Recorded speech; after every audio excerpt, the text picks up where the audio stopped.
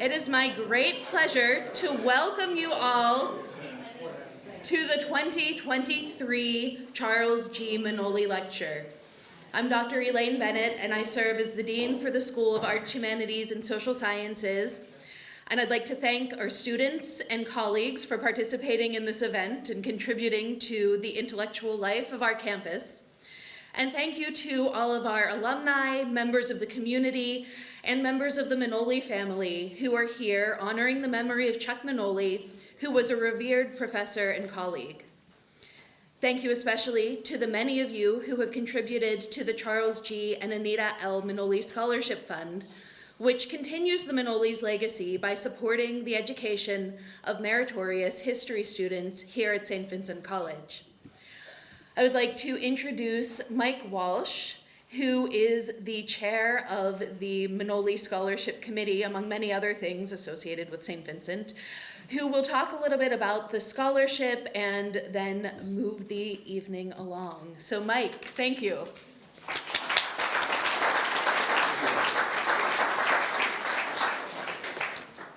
Thank you, Dr. Bennett. Great to be with everybody tonight. Welcome to the 9th time we're getting together for the Manoli Lecture. And I want to thank, on behalf of the Charles and Anita Manoli Scholarship Committee, I want to thank the college, Saint Vincent College, for once again hosting us here tonight, as well as the School of Arts and Humanities and the Peace and Justice Studies program. So if you'll join me in thanking all of them and Dr. Bennett for hosting us tonight. Thank you.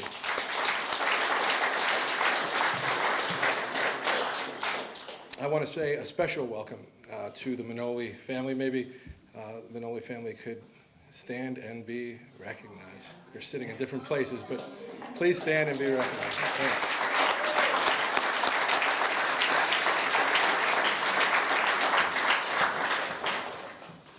Now, 28 years ago this week, I was sitting in a class taught by Dr. Dennis McDaniel, and I brought tonight all of those class notes and the syllabus. And in particular, a paper I'd ask him to review one more time, see if maybe the grade could be changed. I thought in the intervening decades, maybe become a little more sympathetic to my writing style, which he called verbal gymnastics. But it was one of the best courses that I ever took, actually, at St. Vincent, and it was about rock and roll criticism. And what a great connection to that title, if you see a reference to the Bob Dylan song. So I'll begin by saying that I was so much older then, I'm younger than that now, Dr. McDaniel. So I think many of us who are on the Manoli Scholarship Committee are doing this not only because we sat in a class taught by Chuck Manoli, but because we visited his office after class. That's what made the difference for me. We have some great memories of our professors, Dr. McDaniels, Dr. Summers, Dr. Snyder, Dr. Many, all of whom I was happy to get to know and engage in conversations with. What happened outside the classroom, Rich Schulte always reminded us, was just as important as what happened inside the classroom. Those hallway conversations, those office conversations were just super important. That's why I'm here tonight, because of those times. And I remember the first time I walked into Chuck's office, and I didn't call him Chuck back then, I called him Mr. Manoli, but he pulled a book off the shelf, and he said, read this.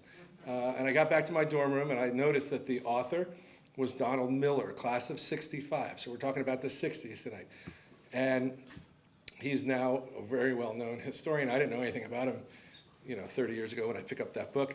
But I opened it up, and on the inside, next to first edition, it says, dedicated to Professor Charles Manoli, who introduced me to the world of ideas. And I thought, that stuck with me. It stays with me today. And that's what spending time with Professor Charles Manoli was about, being introduced to the world of ideas. And that's what we're doing here tonight. And for the students, I hope that you're spending time in a hallway talking to a professor. I hope you're stopping in their office and having those kinds of conversations. It's these kinds of annual events for me are difficult because it's hard for me to convey in 5 minutes what that 30 years of friendship and really love became, and was all about. Chuck and Anita were at my wedding. They became good friends. But that begins, like it does for so many at St. Vincent, because of those hallway conversations. And we on the scholarship committee want to, thank them, Charles and Anita Manoli, for creating an opportunity for history majors to get support to continue their studies here at St. Vincent. So for the students who didn't have Chuck Manoli, and think about this, the guy went to prep school here in the 40s, got his undergraduate degree in the 50s, started teaching in 1962, and teaches for 40 plus years. And at the end of all that, he and Anita decide, we're going to start a scholarship. And we're going to continue to give back to St. Vincent, the place that they felt, had been such a big part of their lives. And that's really important. Just a little word about being here in the 90s. We talked in the 90s a lot about the 60s. So this is a pretty important, lecture for me to just sit and listen to some of my old professors talk about. Because being here in the 90s, the 60s were a big part. So now that we're 30 years from when I'm here, I hope you all are talking about the 90s. I hope you students are. And if you aren't, I'm going to be outside afterwards and I'll tell you lots of stories about the 90s. But the 60s were huge. And I'm going to, in a minute, introduce Bill Eisler. And when we were on campus, we heard stories about the protests of the Vietnam War. You see a picture of Chuck there protesting the Vietnam War. We heard about the Communist Party having a speaker come in on campus. We heard about Pete Seeger singing here, going back to music, and bomb threats because a person who had been blacklisted because of the Red Scare was singing on campus. These things were imprinted in our minds 30 years later. Now we're 60 years on. But that was super important. That was really something that was impressed upon us. And when I was in my sophomore or junior year, I invited a speaker on the campus, created some controversy. And there were discussions in the monastery. There were discussions in the president's office. And there was a meeting of faculty council. And Chuck stood up to support the idea that we should allow speakers of all backgrounds to come onto campus. And I remember him telling me about that. And it was because of that that Rich Schulte, the infamous class of 68, he said, you have to meet Bill Eisler. He was a fellow classmate, 68. Bill was working for Fred Rogers at the time. And he said, what you're doing, trying to create some discussions on campus, is kind of what we were doing back in the 60s. And I didn't know who Bill Eisler was, but he came out and we sat in the Archabbot's dining room and we had dinner together. Me in my junior year and Bill Eisler. And we've been friends ever since. That story, it's unique and personal to me, but that's the great thing about St. Vincent. For the students here tonight, I hope that you learn about Chuck and Anita and what they did, and you learn about the 60s. But I hope that every day you're here, you treasure those friendships and that special nature of St. Vincent that brings people together like it does here tonight. And the committee is made up mostly of guys from the 60s. Joe Farrell, 68. Bill Eisler, 68. Rich Schulte, 68. Donald Miller, 65. And former alums, Joe O'Connor, class of 65, and Jim Baumbach, class of 65. That was an important time, and we're excited to learn about it tonight. So I'm excited to be back in the classroom tonight with my great esteemed former professors who are still at it. And I want to thank each of you on behalf of the committee for being with us. And with that, I want to ask one of the most esteemed members of the Class 68, Bill Eisler, to come up. And I want to thank him in doing so for coming onto campus and meeting with some sophomore or junior who we didn't know, but coming down from Pittsburgh, taking the time to do that, and creating a friendship that now we've enjoyed 30 years later. So with that, welcome Bill Eisler. You can read that. Yeah, read it. All of it? The 60s, 67, the class of 68, what happened in 68. That'll give an idea of the 60s. Okay. I'll give that to your classmate. This is Greg Stock, also class of 68.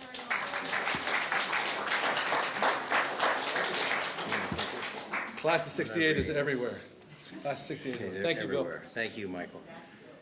I had a quote for tonight, which I will read a little bit later. But Mike talking about St. Vincent's, I have a good friend, Jim Kelly, who graduated in '74. Pretty amazing career in the Pittsburgh area. One of the founders of Leadership Pittsburgh and the Institute of Politics at the University of Pittsburgh, taught at Pitt, taught at Carlow, still teaching today. I guess the influence of rock and roll, Michael, he does teach an Osher course on the music of Bruce Springsteen. Pretty interesting human being, but when I introduced him to Manoli, he said, "Your father was a giant." That's a quote that I didn't have, and I mean, I have to bring that up because Chuck was a giant to all of us. But the quote I wanted to read is a Jeffersonian quote. Jefferson once said, "We do not have government by the majority, we have government of the majority that participate." And what Chuck did was make you participate. You weren't just allowed to sit around and read and discuss, you had to do. You couldn't be a bystander, you had to be an upstander. And Mike captured it well. It's what went on outside the classroom.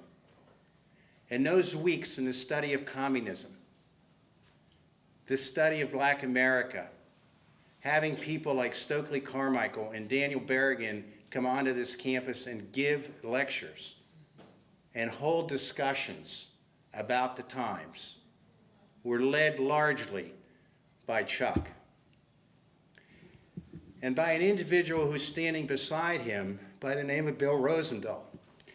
Bill was in the class of '67. Bill left St. Vincent's, went to the University of Pittsburgh to get his degree in social work. He then worked with some giants. He was with Gene McCarthy. He helped to create the document that became the All-Volunteer Army. He worked for Bobby Kennedy. He was with Bobby Kennedy the night he was shot in LA. He became a Los Angeles city councilman, and where that hotel where Bobby was killed then became the Robert Kennedy Elementary School because of Bill's work. Bill really did embrace what Chuck did for all of us in all that he did. And I can't say enough about being here in the 60s, meeting the people. There are a lot of people here tonight from the class of '68 that we're still really close friends. We talk regularly, we get together regularly, we know each other, we love each other. We disagree on a lot of things. Some people talk our heads off, but you know, we accept them, no matter what. But what's interesting about tonight is when we were talking about the lecture, it was mentioned that two professors, Dr. McDaniel and Dr. Kelly, were doing a course in the '60s, and it just seemed natural that that should be the lecture tonight. And I think that Chuck would be really happy that current professors are really looking into the history of this institution, of what made a lot of people. You talk about Donnie Miller. I mean, it's amazing. The people that have given this lecture, John Degnan, huge political person in the state of New Jersey, as well as a, chairman of the board of Chubb Insurance. Dennis Miller, whose series now with Tom Hanks and Spielberg is being streamed. These were all people that Chuck influenced. And I think we'd be very, very, very happy to know that the same activism, the same interest, the same sitting around and discussing, just hearing Tim talking about students sitting in the back of the room, that outside the classroom is still going on. That is important today. And I can't thank them enough for agreeing to do this lecture tonight. And with that, Dennis and Tim.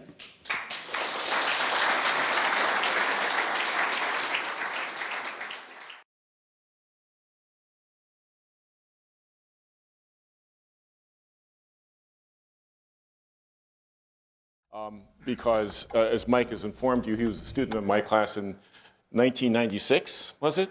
Which is 95, one of my first years teaching here, which is amazing, and because I have students here now from 2023. So it's just amazing to see the generational shift, to see students from today and a student from the past. And then while I was sitting at dinner, Mike Palechko walks up to me and he says, why didn't you become a biology major? I was like, I can't believe you remembered me. So one of my professors from that time comes and greets me. So that generational connection is so powerful and valuable here at St. Vincent. So thank you all very much for that. Yeah. We have to introduce the lecture. It's like 4 slides. Oh, okay. Okay. Is it not working? Nope. It worked in our run-through. Maybe it's on off switch. No. Oh, boy. Should Okay. be. Oh, you know what? I think you have to open this door. Try it now. There we you go. All right. So before we begin, because we know we'll be rushed at the end, we wanted to thank people who are really instrumental in making this possible. And there are a lot of people who are instrumental. Bill McClellan, I don't know if Bill is here, right here. Bill did an extraordinary amount of research to help us to put this together. Guy Davis is the archivist here. I think a guy is somewhere, right? In the back over there. If you've seen the table that Guy set up out front, it's really pretty amazing. And he does an extraordinary job. And it makes me think we should have always had an archivist for the college. And I'm glad that Guy is here doing that.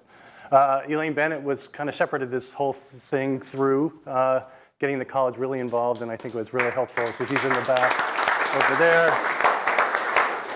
Into institutional advancement, I think Andrew was here. I don't know if he stayed for the talk or if he left. There he is, right in the back over here. So thank you. And Al Novak is over there as well. Al is class of 81. Okay, so at institutional advancement, Mike Walsh, you guys, he just heard Mike Walsh and Bill Eisler. So we can thank them as well. Bill Snyder was here. I don't know if he's over here. Okay, Bill provided a lot of the stuff that's out front as well. And Jonah Weaver, who's probably out guarding all of the materials out back. I don't know. So he's somebody with a microphone recording it. okay. You got it? Well, and then of course the Manoli family, who have supported this throughout. And so we want to get those thanks at the outset because we know that we'll be kind of rushed at the end.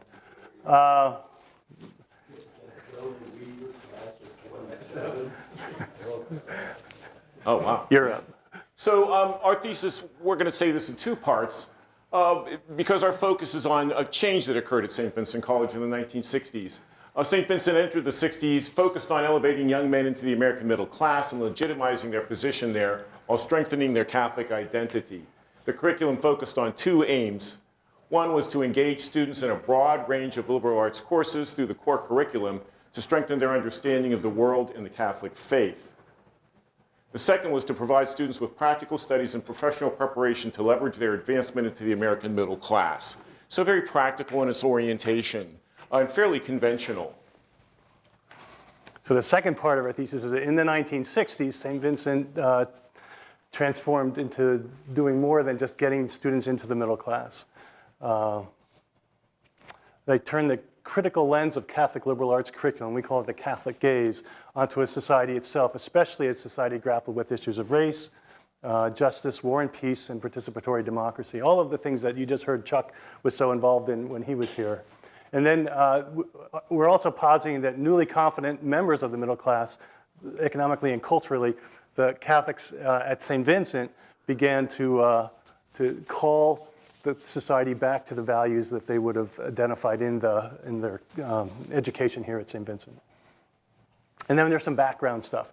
This is we were trying to get the class size, of the enrollment at St. Vincent, and this is the graduating class size across many, many years. The nadir period would have been 1945. 22 students graduated from St. Vincent College in 1945. And you can see the 60s were a period of fairly robust enrollments relative to some of the other periods. And then in about 1975, you can see the start of a fairly precipitous decline in the size of the graduating class. That was one of the main reasons that St. Vincent ultimately in 1983 became a coeducational institution. So they saw the decline of all-male enrollment. This is the St. Vincent enrollment, overall enrollment. We didn't have every year, but we got 1959 through 1970 roughly. You can see it's about the size of the St. Vincent class, about 900 throughout the 60s. Fairly robust enrollment for that period, large for St. Vincent. How much did it cost to go to St. Vincent College? In 1962, it cost $1,500 if you were a science student and about $100 less if you were not a science student. And then in 1968, it was about $1,900 to go to St. Vincent. So what does that translate to today? Well, if we just took the inflation, you would be paying about $15,000 to come to St. Vincent in 2023. The latest that we have with the discount rate is 2020. This is what we actually pay. The typical student would pay $22,000 to come to St. Vincent. So more than they would have paid if it just went up with tuition, with inflation, but not a ton more. Well, maybe that's a third more or something like that. So that is more money. Okay. I was just going to add that if you want to see some actual invoices from the past, Bill has provided us with his. Very brave of him, but thank you, Bill. This is an image of students in the science lab in 1962. Just to give you a sense of the level of formality that was that students carried themselves in at that time, you can see not only the wonderful haircuts, but also the suits, which were common wear, I would imagine, in the classes at that time. The only thing that you had. In 1968, you had to wear a jacket for all activities, including dinner. Excuse me, 1964, high school. What happened to those days?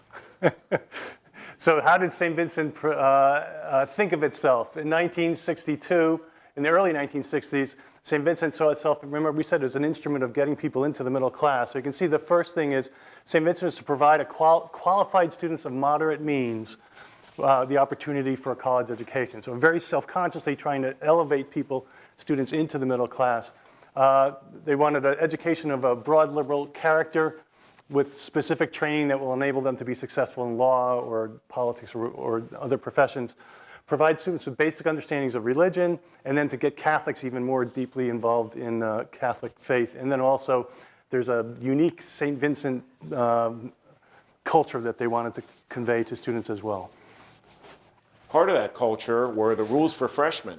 And I don't know how much, if these rules still obtained when many of you were here at the time. You can look at several of them. If you look at the second one, freshmen, boarder students, or day students are required to wear dinks, black socks and golf hose, and black ties. There is an example dink outside. I think there's other apparel, too, that might be described here. I haven't had a chance to look at it all. But I took special interest in the third, fourth, and fifth bullet points.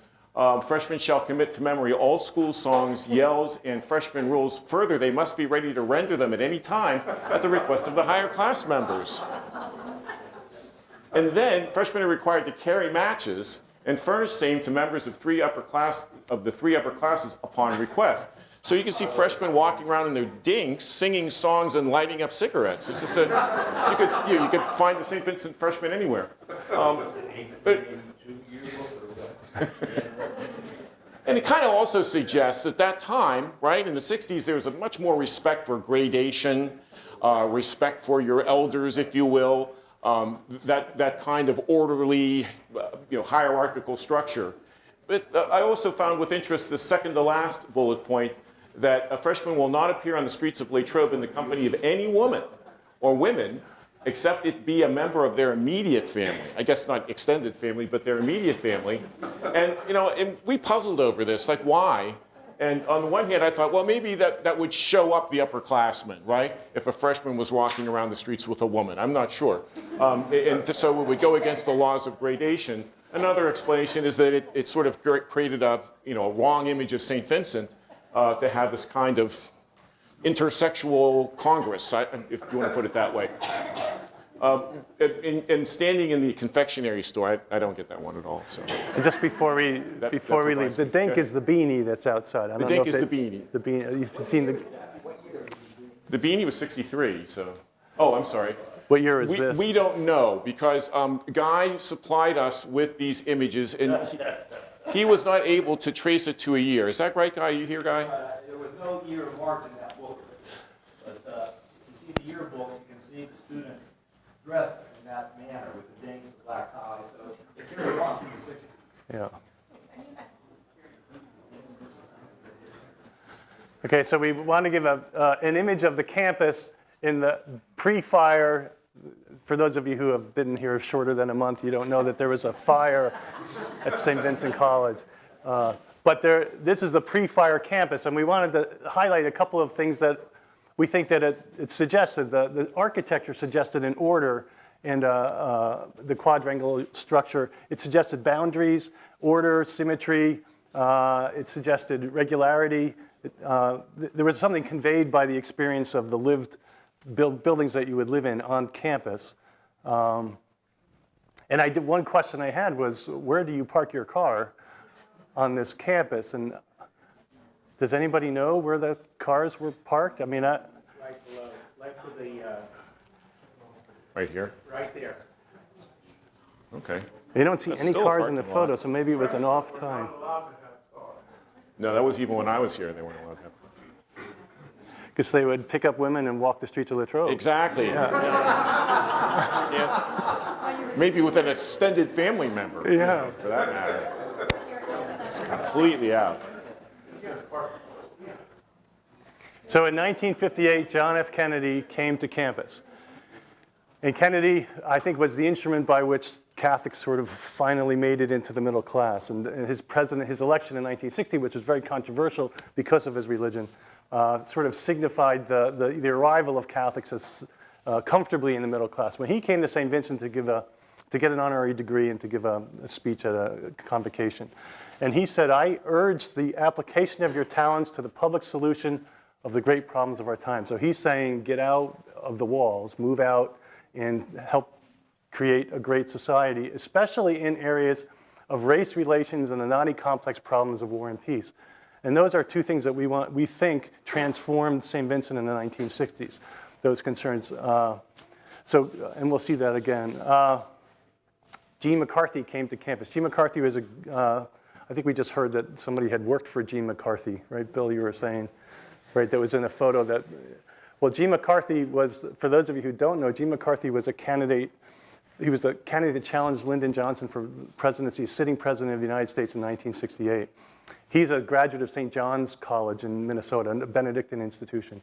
And he, apparently when he was there, he had Father Oliver as a professor who was then at St. Vincent, and he came to St. Vincent to visit with Father Oliver. But that's Kennedy and Gene McCarthy here on campus, and we begin to see this sort of engagement with the liberal Catholic political world. Right, I mean, these guys, I think, became role models for students on the campus at this time of Catholic involvement, working towards social justice and the like. So in 1961, the Freedom Rides were underway, which was an attempt to integrate, the Supreme Court had already ruled that you couldn't have segregation in interstate travel, so that all buses on interstate travel and all waiting rooms had to be integrated, racially integrated, but they weren't in the South. And so the Freedom Riders were taking buses from Washington, D.C., eventually to New Orleans. And they got interracial group, white and black together, and the Klan was very upset. A lot of people in the South were very upset about it. The Klan attacked the buses, and they set this bus on fire, and they beat the passengers on the bus. And so there's an image. That came to St. Vincent then, where the editorial, we see this is the first evidence that we see in the St. Vincent publications of a concern about racial justice. And this is a quote from the editorial: "While this nation claims it despises injustice, one wonders which Americans hate worse, the trouble caused by Freedom Riders or the injustices sustained by the Negro." And so there's a theme that we're going to see throughout the discourse on race, which is the disorder that protests create. And that disorder is supposed to get us to think about and confront the issues of racial justice, but it also upsets the normal order of society. And so St. Vincent really struggles with that, this sort of disruption of order, and we'll see that coming in future stuff. I do like this cartoon picture too because it suggests an Americanism that can withstand intolerance and hatefulness and racism in the House Un-American Activities Committee. It seems like a different image of America and the flag than we have now, but that's a subject for greater discussion at some other time. Another spark was the, do you want to take, we're going to talk about this one. This incident Latrobe. This is the first kind of spark of St. Vincent becoming engaged in a powerful way with race. There were two exchange students from Africa who were studying at the St. Vincent campus. And some of you may remember, and this is hard for me to imagine, or if a student here can imagine, that the fall semester at St. Vincent began in the week after Labor Day. So it was like the second week of September. And students would go to school all the way up until about the 15th or 16th of December. They'd go home for Christmas break, and they'd come back on January 2nd or 3rd, and they'd have 2 more weeks of classes, and then finals for the fall semester. So January was a pretty packed time. People were here in January, and the review was publishing in January, and 2 of the African exchange students were here as well, and at least one of them went out to the local bar with some friends. And was refused service. The bartender wouldn't allow this person to have alcohol, and so the review thought this is an injustice, and they actually initiated on campus a kind of a discourse on this question. And then what do we do about that? If we go to the next slide, so they did a few things. One thing they did was they went out and interviewed the proprietors of various shops in Latrobe to find out, would you serve blacks? And they interviewed 8 drugstore restaurants and lunch counters in Latrobe, and one of them said, no, we won't serve blacks at our lunch counter. And then the next one, they also interviewed 16 taverns. For some reason, they kept calling them taverns. I guess bars is what we would call them now, but there's a little fancier. 6 of the 16 taverns said that they would not serve African Americans, and 6 of 9 barbers said they wouldn't cut the hair of an African American. And so given the results of that survey, which is to say there's a segregation in Latrobe, which is different than Jackson, Mississippi, or Montgomery, Alabama, or somewhere, it hit home really powerfully. And then the review asked shop owners why, what's your reasoning here? And one tavern owner said that, well, once you have 2, 3, or 4 Negroes together, you have trouble on your hands. So he didn't want them in his bar or tavern. And another said that, well, he had no trouble with African Americans. In fact, he had once served 2 star basketball players from St. Vincent. But I have nothing against Negroes, but other people seem to have, yet I must live, so I have to look out for my business. So he would not serve African Americans because he was worried that his white customers would be upset if he did that. And so these were the rationale for segregation in Latrobe. The review then moved on and asked students how they felt about it. John Elliott writes, I was shocked to learn that some establishments in Latrobe refused to serve 2 Saint Vincent College students because of their color. This is a personal affront to the student body at large, besides being a prime example of ugly Americanism. And I like that last quote, that underlined quote, because it suggests, again, that what we're suggesting is this openness that was happening at Saint Vincent College at the time. Not only was it an affront to the student body of Saint Vincent College, but as he suggests, it's also a larger national flaw or fault. So connecting the local with the national. I thought that was pretty astute in that comment. Walter Lamondola argues that as in many towns of the US, Latrobe has not yet gained an intellectual integrity with the Negro. Our involvement in this problem will make it necessary to stand up for personal ideals. If this is a call for action against certain places in Latrobe, then let it be so. There must be action. That sounds pretty familiar, doesn't it? There must be action. It sounds like the description that we had of Chuck Manoli. There was also responses from the Benedictines. And before I go on with this, one thing that's pretty amazing is that the review did some great coverage on this issue. What a great job by our student. In other words, the student newspaper really rose up to the occasion.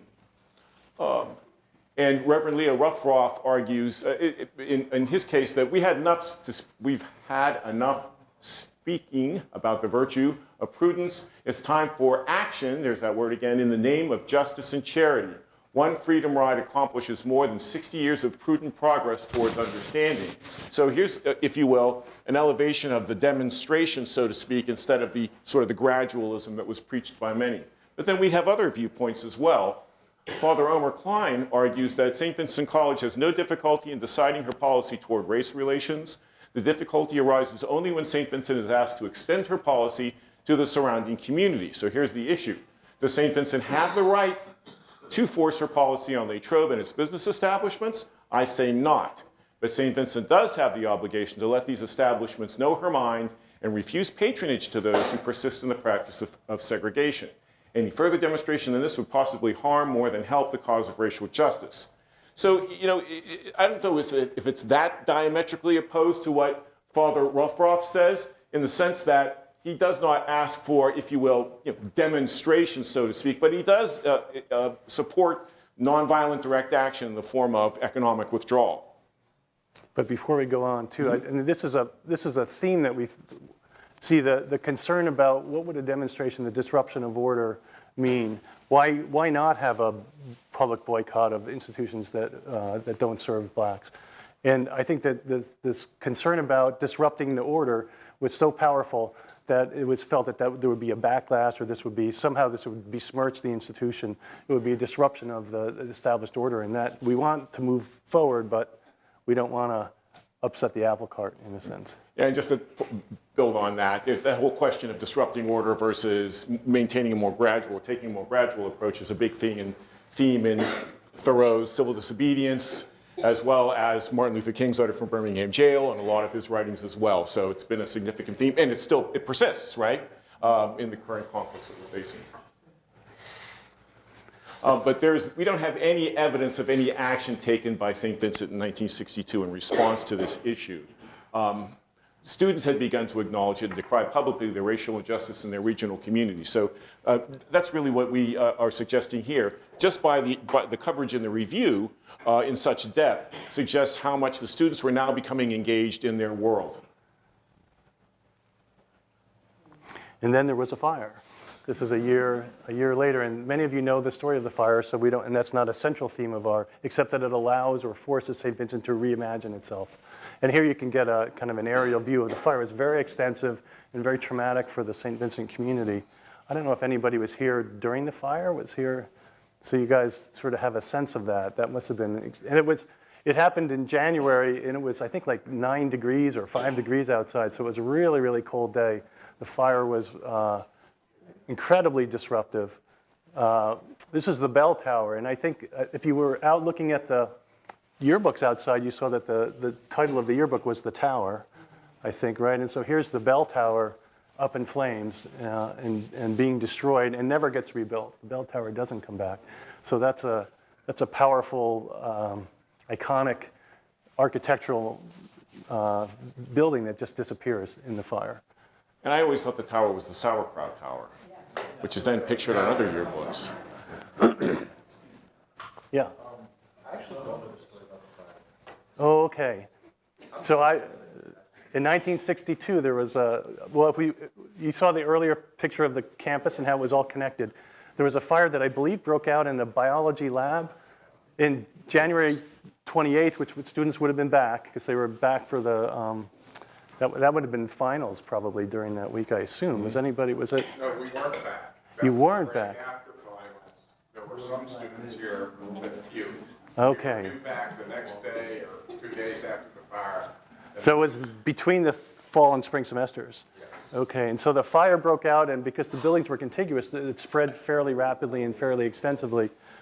And it destroyed much of the campus. I think it destroyed the monastery, right where the monks lived. It destroyed part of the Scholasticate, where there was a high school here at one time, and a residential high school, and it destroyed some of the high school. It destroyed the student chapel. It destroyed the tower, the bell tower. They had a bell in the tower that would ring, I guess, hourly, I imagine. And it disrupted campus pretty dramatically. I think school started like a week and a half later or something. It was pretty quick, right? Did not affect the physical facilities that we were using as college students. It really hammered the monastery and the prep school. And the prep school, okay. And one of the things that happened was students had to They assumed these are Scholastic students then if it didn't affect the college physical plant, who then had to bunk together in what it seems like close quarters to us as a result of the fire. And you can see that they're making their beds, which probably means it's in the morning, and they have the guy has a tie on. With a tie clip. With his tie clip on. So this is an ordered society still in the early 1960s. And then you begin to see kind of the results of the fire. You can see it. They started to dismantle the football field, was up above where the Science Center is now. That was being dismantled. And you can see evidence of parts of the buildings that were damaged by the fire eventually would be torn down. And some of that has been rebuilt, actually, in recent years. But that area of the campus was really devastated by the fire. And then in the years later, this is after the science building was built, so that would have been like 68, 69. You can see that one of the things that we want to argue is that, in part because of concern about the fire, but it opened up the order. It loosened the boundaries. And so the architecture of the campus became a different kind of thing. You lose that sense of symmetry and order that you would have had just a few years earlier. The monastery gets moved out away from the rest of the buildings, no longer contiguous, really. The Science Center is far apart up here now, up the hill. And you can see at the top, you can see Bonnie and Jerry, for those of you who are familiar with campus now. And what used to be Alcuin Hall is now Scholastica Hall, new residence halls that were built for students, but built away from the quadrangles and away from, so we start to see the campus itself spreading out. And we think, perhaps metaphorically also, what the students were experiencing, how the campus became open to others. Also in 1963, a big year for Saint Vincent College, in December of 1963, a new student newspaper, not really a newspaper, but journal came out called Comment. And Comment was created, and you can see the mission statement of the Comment on the left. In Comment, we will discuss the currents of thought which dominate the interests and attentions of all of us. Such constructive conversation will enhance the theories of rebirth and reevaluation now at Saint Vincent College. So two things, first of all, that we have this newspaper or journal that's alongside of the review, and we already have a pretty, robust report coming to students through the review, but now we have this sort of opinion piece, which also poetry was published in as well. We also have two literary journals, Signet and Generation. Some copies are out there on the artifact stands. But I thought also the mission statement was especially interesting, that this wasn't just done because people thought it was a nice idea, but to enhance the theories of rebirth and reevaluation now at Saint Vincent College. So there was a spirit of engagement and action that you can see reflected in a number of the journals at Saint Vincent. In the first issue, President Maynard Brennan told a reporter in Comment that the college is in a period of critical rethinking about liberal education, about our aims in general, and about our aim, for that repetition, and about our student-faculty relationship. I'd say that I consider it a period of transition in which we are trying to reevaluate, to think out our central lines of the philosophy of education in this college. So even the president, Maynard Brennan, an English professor, foresaw changes happening. So it's not just, we see the physical plant changing, we see the level of engagement changing, but also on the level of curriculum.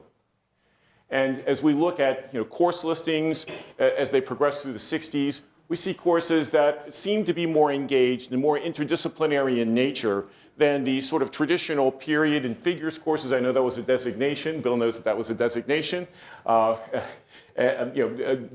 have surrealist poetry. We're approaching new and fresh subjects. Personalism in literature, contemporary world literature, phenomenology of sexuality in the 1960s at Saint Vincent College, a seminar on existentialism, studying religions like Buddhism. So there's a real reaching out also in the level of curriculum.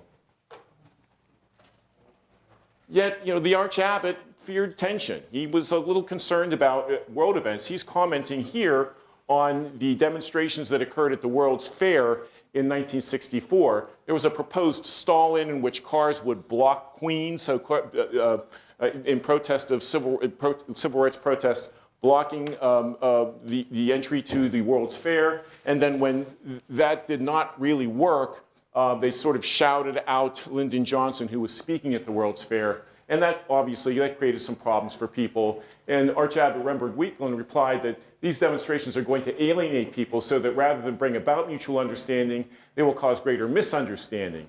Feeling will become more and more aroused. It will become a question of emotions. And if this happens, then it will be impossible to bring about that kind of understanding, love, and help, which is what is necessary if the whole civil rights problem will be solved.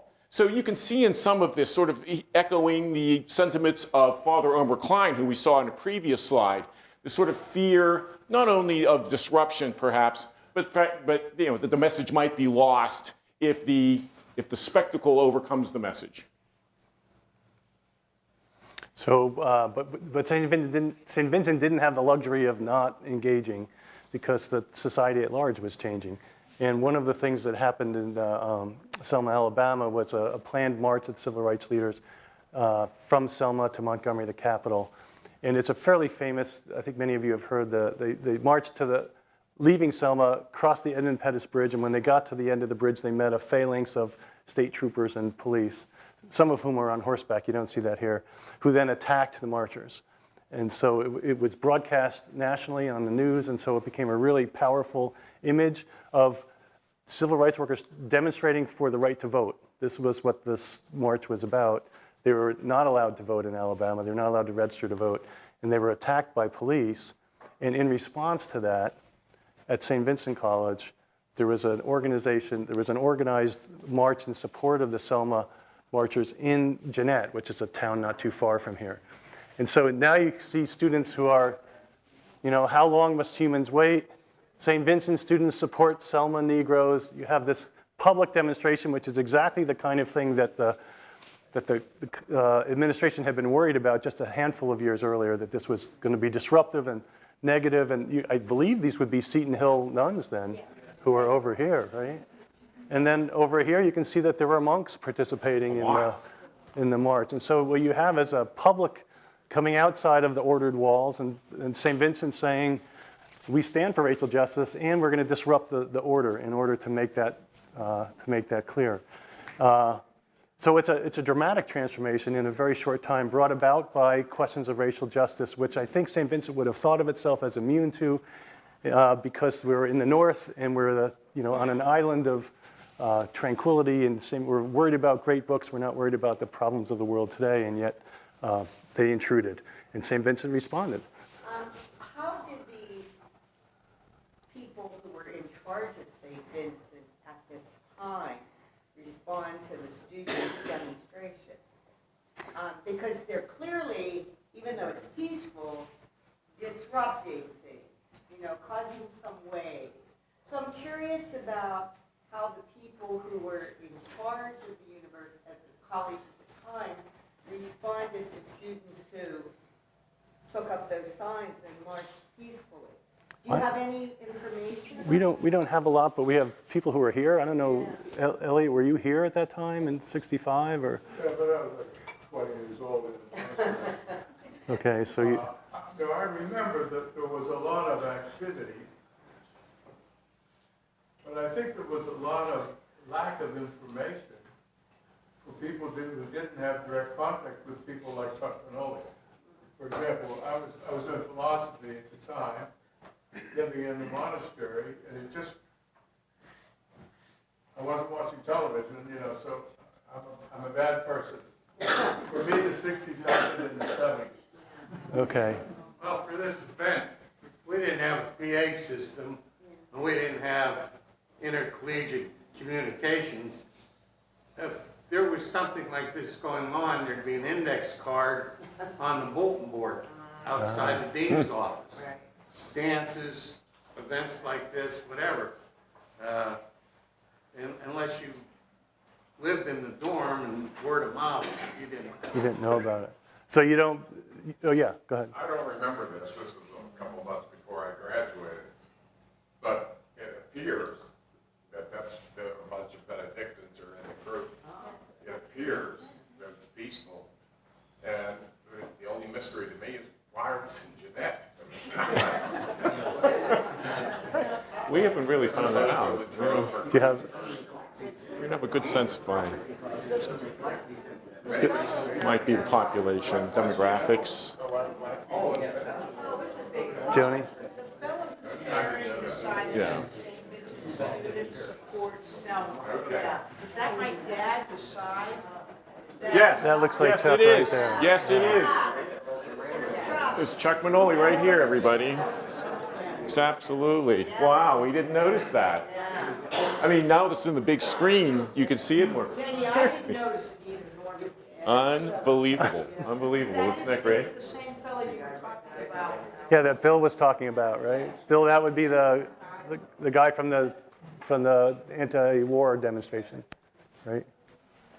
And I like the fact that they passed up the St. Patrick's Day parade to do this too, according to that one sign. So that's a big sacrifice for St. Vincent students. You know, there was obviously something in the air at this time, and it was even true at Seton Hill, which I think many people imagined, whether it's true or not, to be even more isolated than St. Vincent, perched up on the hill as it was. But notice what Jane McGeever writes, and this was reprinted in Comment, the St. Vincent paper. I challenge the students to remedy the apathy and passivity on campus by personal involvement. The student government by seeing that the machinery of all phases of the college government is adapted to meet the demands of a vital institution. And the administration and faculty to take the initiative to lead the college from the aura of a boarding school to the dynamism of a modern college, St. Vincent, which will produce women of the world, which is the author's emphasis. So fascinating document from Seton Hill, obviously inspirational to the members of the editorial board on the comment. So we want to contrast the picture. You may remember this from earlier in the slideshow. This is, I think, a chemistry lab. Right here, by 1966, the ties are gone. Not that they're dressed super casual by today's standards, but it's a little more relaxed. I think that's Dennis Quinn. I don't know if anybody, right? That's Alfred Hall. In Alfred Hall, that would make sense. Absolutely. And Dennis Quinn was a lecturer when I was here. I assume he was a lecturer at this time as well. I caught the tail end of his career. So it's not like there was something other than the lecture happening, but the students are much more casual and much more relaxed by the mid-1960s. Just while we're talking about philosophy, I was stunned at the number of philosophy majors graduating every year. It's just amazing, 30, 40 per year graduating. I don't know what the numbers have been lately, but they're not that high. Oh, it's Dr. Leiner from the philosophy department. I wasn't there then, but I can tell you it's a requirement of the Right. History, 12 credits of philosophy. Yes, I saw Elliot's name in one of the groups. All philosophy. You're all philosophy majors. And I would guess that was a time when, a lot of the monks went from the prep to the college right into the monastery. Is that more of the path? After second year of college. After second year of college, okay. And I would say it's the high point in recent years is in about 2000 around, we had about 23 majors. Okay, very nice. So we also had St. Vincent faculty speaking out. This is quotes from Dr. George Baroth, who I'm sure many of you remember. He writes, for African Americans, this is in 1966, for African Americans, Puerto Ricans, Native Americans, and migrant workers, a sympathetic and helpful hand needs to be extended, not merely as acknowledgement of a grave injustice, but as a personal, practical commitment on the part of the individual citizen to correct this injustice. So, which of course implies, full commitment and action. He continues, the right of demonstrators and the degree of protest which our government can safely afford to allow to exist is indeed great. That a degree of social disorganization will result is inevitable and to a degree beneficial. And social disorganization is desirable to the extent that it promotes creative reorganization. Now that's kind of an interesting quote, right? If you remember what we saw from the Arch Abbot just previous to this, it was suggesting that that kind of social disorganization is something to be avoided, but now it's being embraced. And kind of surprising from Dr. Baroth, who we were surprised. Does that ring true to people who had Dr. Baroth? No? All right. Surprised? It certainly does when I first came in 89. Yes, it certainly does very much. Okay.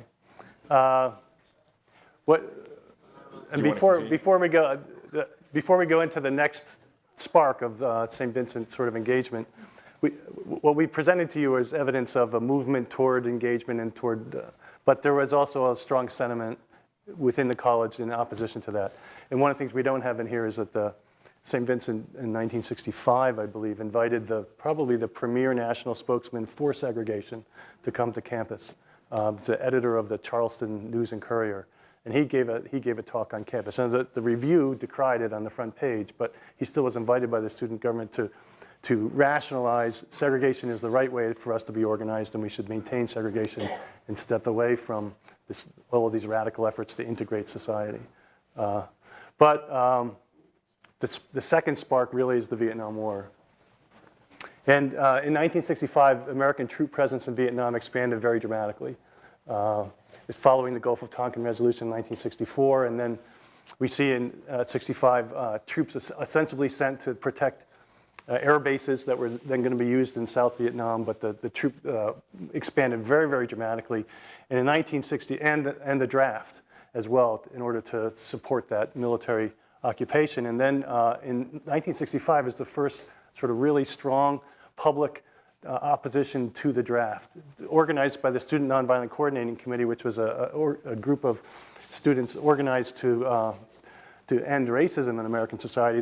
They also began to focus on the draft because it disproportionately affected poor blacks who were brought into the Army, couldn't get the deferments that would allow somebody to escape. At the time, if you're a college student, you got a deferment from military service.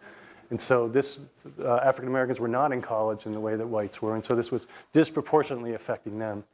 And then college campuses embraced that change too. So you began to see on college campuses public demonstrations against the draft. And Saint Vincent College in the 1960s, in the bulletin, the catalog, they listed student organizations, and there were the History Club or something like that, but then there was something called the Young Americans for Freedom. I don't know if anybody remembers Young Americans for Freedom, but they were established in order to combat communism. They're trying to get college-age students and high school students to be anti-communist.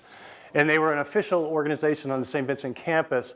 And just as an example, one of the things they did was they protested. Pete Seeger came to campus for a concert. And they said Pete Seeger is too sympathetic to communists, in fact, might even be a communist himself, and therefore they protested against him coming to campus. But that same year, they protested the Vietnam War. And this is an interesting development. They said on two grounds. One was that the war was unjust, it was immoral, and they ought not to have it. We shouldn't be there at all. And they said that the draft was particularly unfair because it targeted those who were least privileged. So you have this very conservative student organization recognized by the administration, I think because of their conservatism and their sort of anti-communist stance. And yet they were the first ones to establish on campus a protest against the war in Vietnam.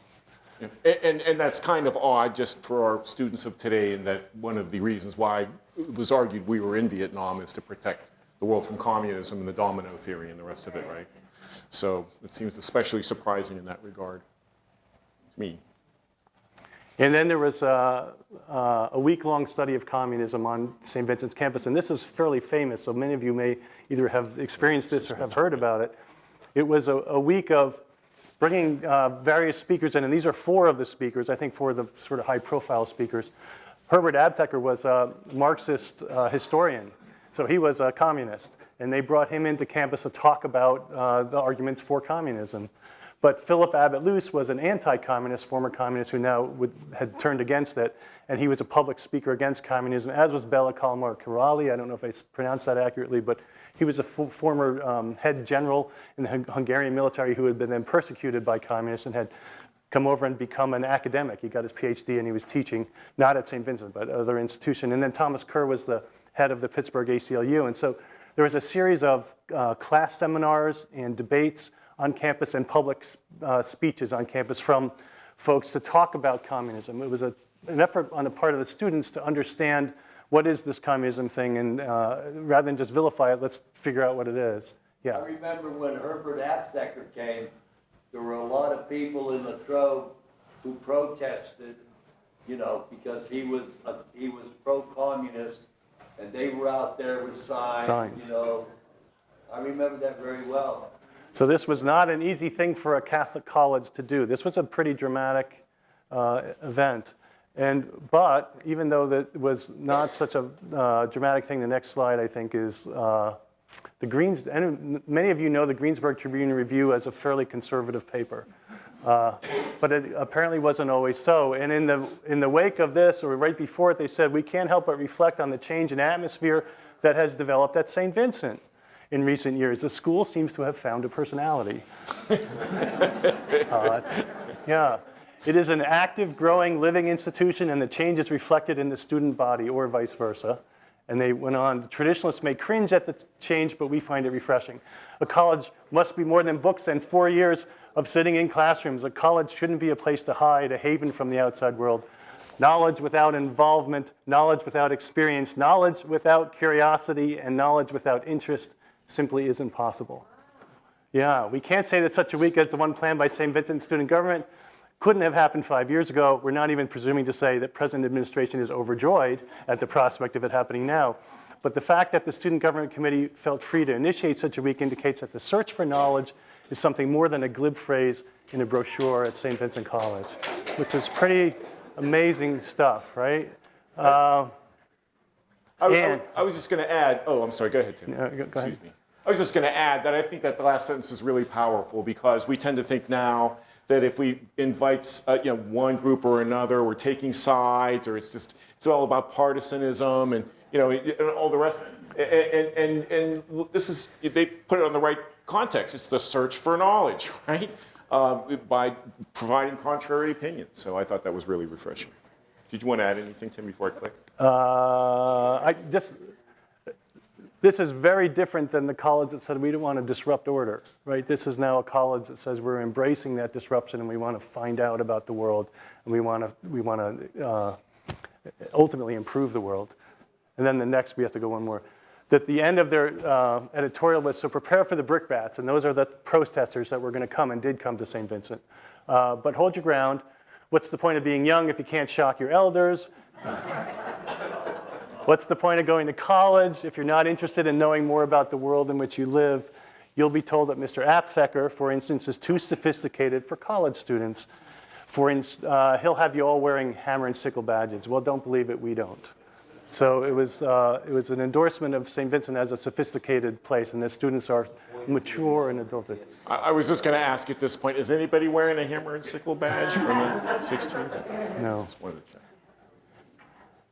So as we consider the legacy of those years, like what remains, what survives from those years, in a sense asking where is Chuck Manoli's legacy from the 60s, we can see it in more engaged coursework that students now enjoy at Saint Vincent College. We have courses in race, racism, and racial justice, the sociology of gender, race and ethnicity from a historical perspective, literature of protest, women's literature, literature in the environment, and 60s in history and culture. What a great class that must be. Yeah. Courses, again, that are interdisciplinary, but that are engaging the present time, opening up the college to the world. One other element of legacy happened in 2007 when George Bush came to campus. And I thought this was an interesting bookend to John Kennedy's visit to campus in 1958. In 2007, at the invitation of President Jim Touhy, George W. Bush came to campus really at the height of the Iraq War. And so anti-war feeling was pretty strong among the faculty of the college. So we composed this letter. Some of you may recall this. It was published ultimately in the Pittsburgh Post-Gazette that warmly invited and welcomed George W. Bush to campus, but also stated our misgivings about the conduct of the war and some of the perhaps criminal elements that were pursued in interrogation and so forth. And just to show you, among the undersigned are some stalwarts from the 1960s who are still on campus. You'll notice Father Justin, Dr. Snyder, who's sitting over to stage Ben Janico, Father Vernon, the late great Father Vernon, Ron Tranquilla, and of course Chuck Manoli, all signed that letter. There were many more signatories to the letter. Many more signatories. So these are just some that were on there. Paul Graham, if you remember Paul Graham. Excuse me. The Yes. significance then is that they were, tell me the significance of what I'm looking at right now. What's it mean? Well, Their signatures, they crossed them out? Oh, no. The reason why, the significance is just that we're showing you the undersigned to the letter that we wrote. They crossed out the signatures so they couldn't be copied. Okay, but what I'm asking you is, this just followed what I saw about the Bush letter, right? Yes. Okay, so just explain in your own words, I missed the connection. Okay.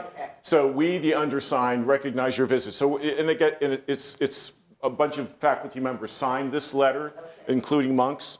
And the letter, again, is to George Bush, an open letter to George Bush upon his coming to campus for commencement, and welcoming him to the college, yet providing our critique of some of the behaviors in the Iraq War.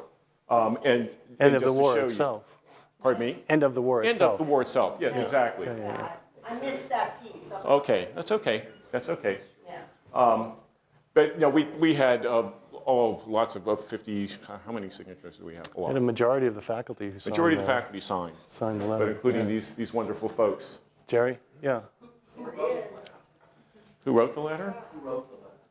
I wrote the letter, and Dennis told me it was too inflammatory, and he was going to work on wait it. a minute. It was the opposite of that. It was the opposite of that. No, that's not what happened. He As said our it. class knows, I'm the bad cop, he's the good cop.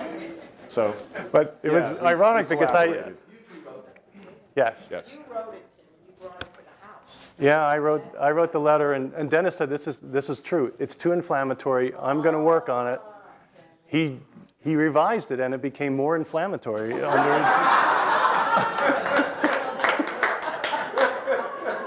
that's true. And I thought, Is that the way it happened? that's the way it happened. And I thought, I'm surprised because it's a very deferential letter. It states the concern. It's also, Bush had spoken at Messiah College, which is an evangelical college, months before. And they had also, the faculty there had also put an open letter out saying that this is an evangelical college, which he thought was probably really safe ground, but said this is an immoral war and that we have grave concerns about it. So we were echoing that letter ourselves here. And you saw a lot of people, I think Karen Kehoe is in here, signed the letter. She's a signer, and she's a signatory. Was she here? She was here, but she's in the back. Yeah, over she's there. a signatory. Ellie's a signatory. Most all the faculty. Yeah. And a lot of Benedictines signed it too. It was not well received, by the way. I'm sorry? It was not well received by the president of the college. It was not well received. No. He wasn't wasn't happy. I got a call after 11 o'clock that night.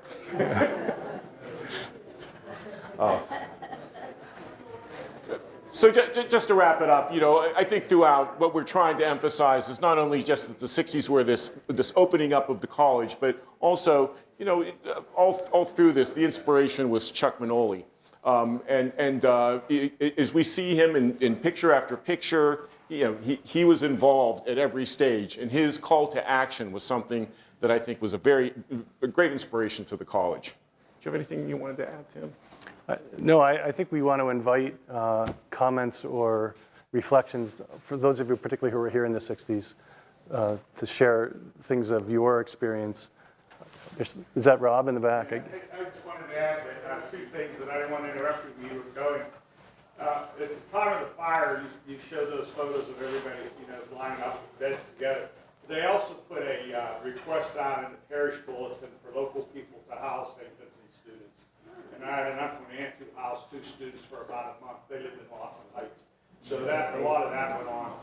But in terms of this outreach, Father Cecil, who was president in the late 70s, until I believe 1981, I could be wrong, but he became president in the 70s, brought about, because I did a paper on this for my doctoral class, he was one of the first people that brought about the idea of St. Vincent forming partnerships with the community. That is to say, reaching out beyond that idea of a self-contained institution. So all of this came in context with the college reaching out for ways other than social issues. It was all part of the same. It's amazing to see if you ever go back and read what happened during Cecil's year. There was a lot of what he did. The college came up for Middle States accreditation in 1978, and we're going to be denied reaffirmation because the board of directors did not represent the public interest. It was 100% Benedictine. So reaffirmation was deferred until the college could put together a board that had external constituencies. Father Cecil was president, and he oversaw all of that, and he was the one then again that looked for other outreaches as well. So that's part of this idea of reaching out. But you could add 2 years later coeducation, which certainly 83. I thought you mentioned 81, but 83 was coeducation. Big step there. Yeah. During that study week on communism, Rod 30 was actually closed by John Birchers. Is that right? To make some comments They did a Stalin. at the end of this. You can Wow. just raise your hand and we'll recognize you. Well, I had very much about the communists. I gave I remember being in the Mr. Walsh a dorm, piece of somebody paper, come up with this. and I think it's up on the Uncle Sam podium. hat. Oh, And I'll I said, get it "Where'd for you get that?" He says, "Oh, the Birchers are giving them out down here." Everybody came down there. But there was a bomb threat, and classes were canceled for a day. They postponed the study week on communism, you know, till the springtime when things came down. Herbert Apotheker never showed up, but he did There send you his go. daughter, Bettina. You know, this is pretty interesting. Okay. All right, so you're giving it to us? Okay. So could I read it after this, or do you want to read it? I was. No, no. We'll get, you can, at the outside, you can talk to people about it. You can- I okay. mean, it really tells you about the 60s. Okay. Well, it was in December, and there was a thing, who wants to go down to Alabama? We have a priest down there working, and, you know, I'm a freshman, so, yeah, I'll go down there.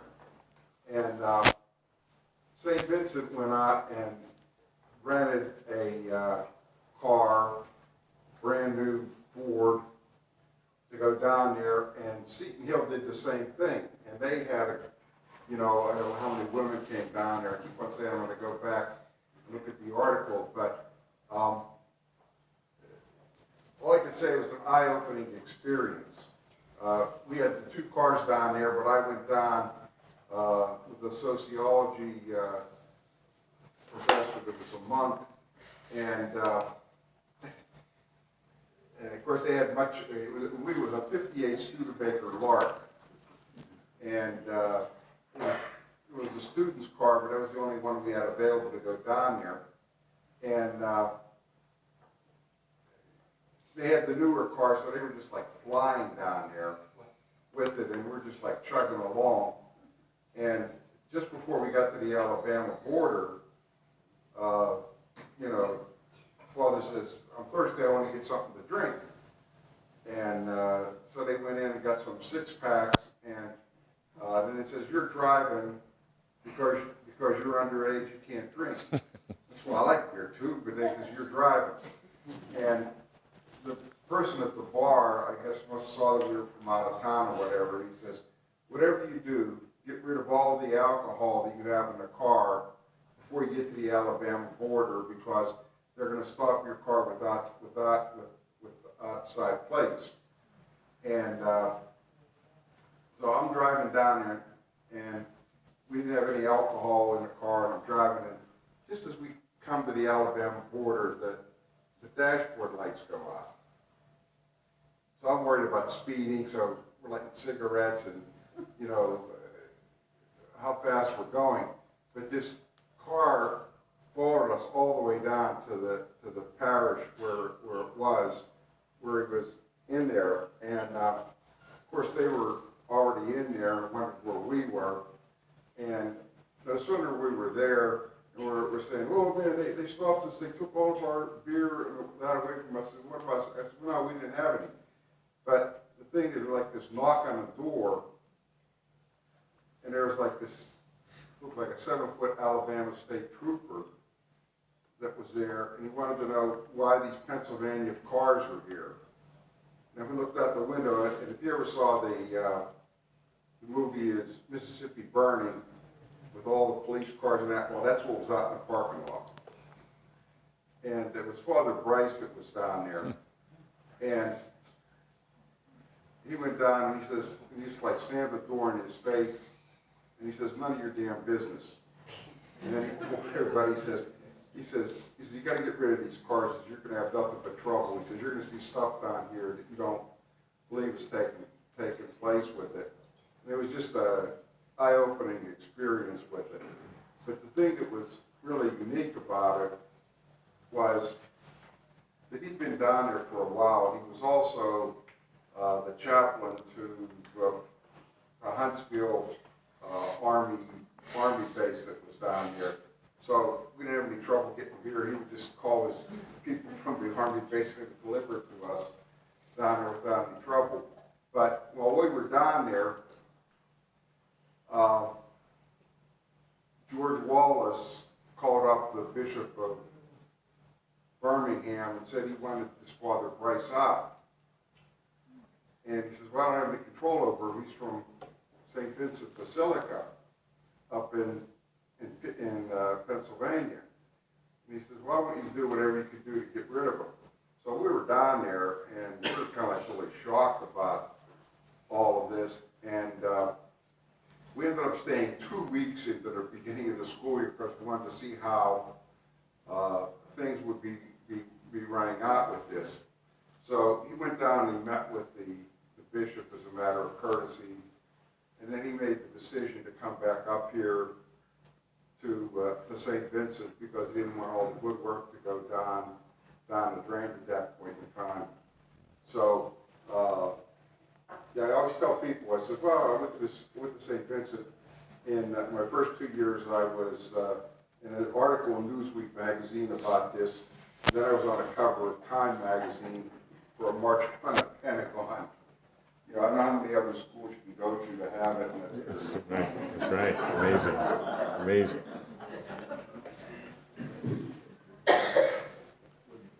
Other questions or comments or share experiences?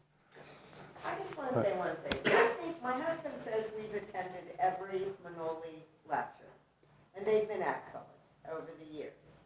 But I think this tonight was really significant because it's the first time I have a real sense of Chuck Manoli.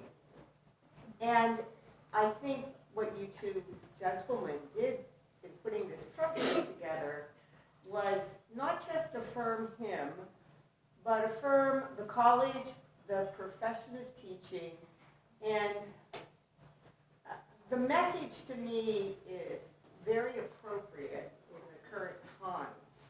So I really applaud what you did tonight.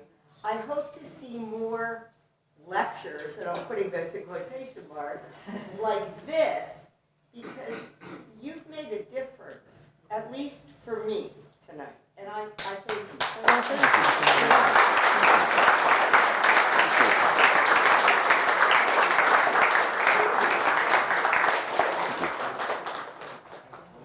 We have never had an ovation in the end of a class before. So this is pretty nice. Laura, and I guess that's the last one, is that what I'm hearing? And we can also continue conversation out in the lobby, too. Okay, Laura? I was going to say, I'm very envious of the atmosphere that some of you alumni grew up in the 60s at this college because, I mean, we see definitely in terms of courses and some aspects of campus, we still see his legacy, but I wish we employed more of what we saw with the review and the comment and the openness of who we bring to campus, because I don't really feel that now. So because I really enjoyed it and it's kind of inspiring. So thank you, Dr. Kelly and Dr. McDaniel, for this lecture. You're welcome. You're welcome. Inspiring for me as a current student, so all right. I'm hoping we can Thank you. bring some of that back. Thank you. Thank you, Tim and Dennis.